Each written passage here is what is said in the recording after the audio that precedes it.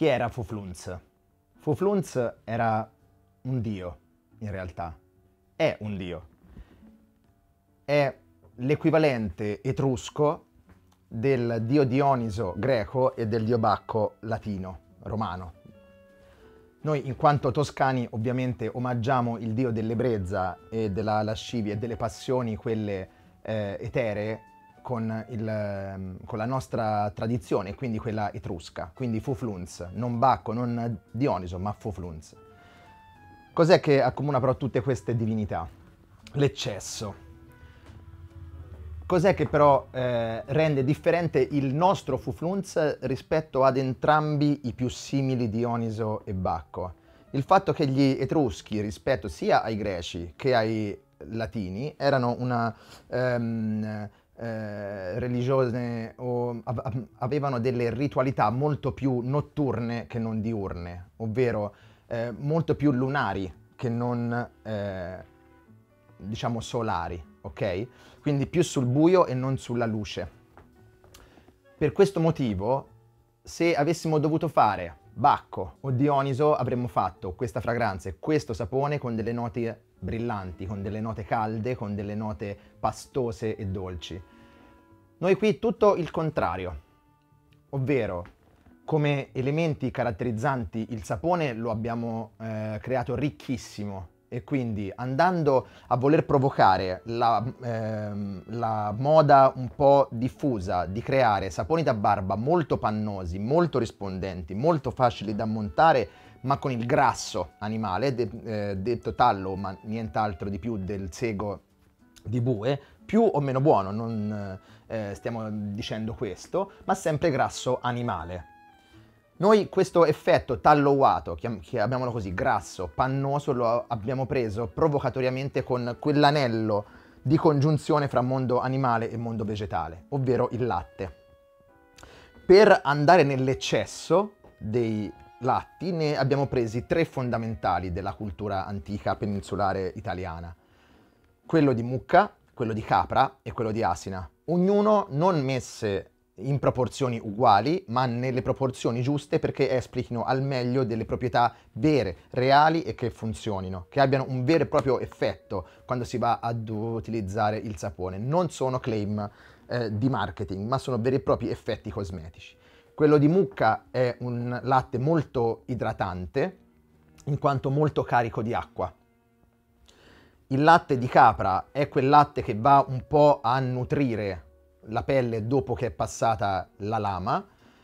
Quello di asina ha un ruolo fondamentale, ovvero ricostituire quella barriera di difesa della pelle con gli agenti esterni, quindi lo smog, quindi il sole eccessivo sulla propria pelle, causa effetto serra, quindi molto utile anche in estate. Questi tre latti è stato complessissimo armonizzarli avendo tre densità completamente diverse. Per tenerle insieme è stata fatta una formula ad hoc molto molto importante dal punto di vista cosmetico.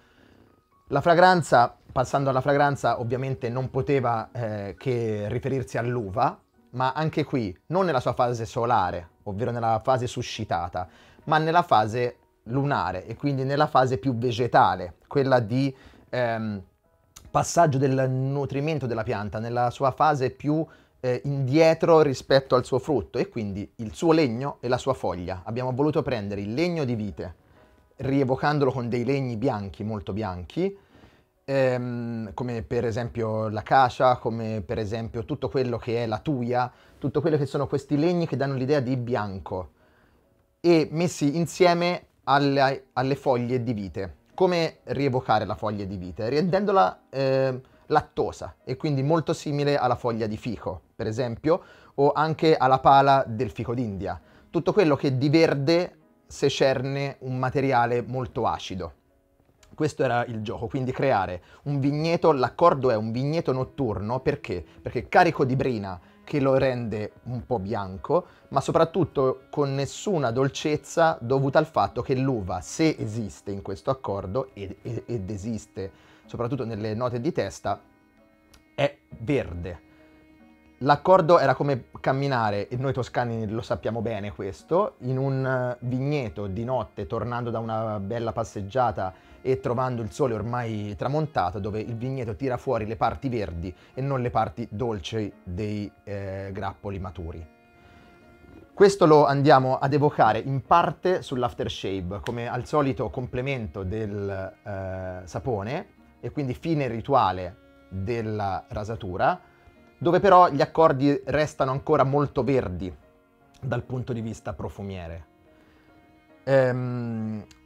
Mentre nel nostro pre-profumo, ovvero nella nostra acqua profumata, che si può usare sia come ultimazione del rito di rasatura, quindi sapone, aftershave, una volta terminato acqua profumata, molti nostri clienti usano Fuflunz moltissimo, devo dire la verità, sia uomini che donne tra le altre cose, apprezzato per la sua nota lattosa, legnosa, ma soprattutto verde, come se fosse uno yogurt acido dove la cellulosa del legno di tuia e della pava tonka rende tutto molto molto nuovo. Devo dire la verità, non penso di aver sentito molti accordi uvosi, legnosi e verdi come quello che c'è all'interno del nostro Fuflunz.